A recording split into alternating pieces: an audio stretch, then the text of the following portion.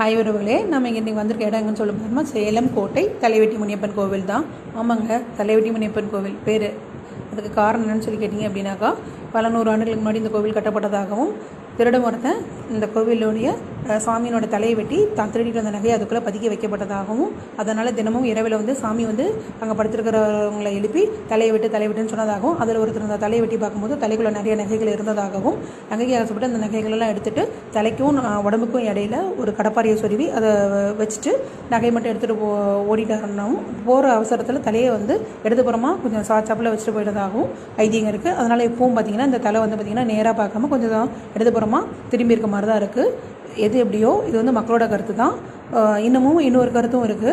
இது பார்த்திங்கன்னா தலைவெட்டி முனியப்பன்ல புத்தர் கோவில் அப்படின்னு சில தரப்பினர் சொல்லப்படுது.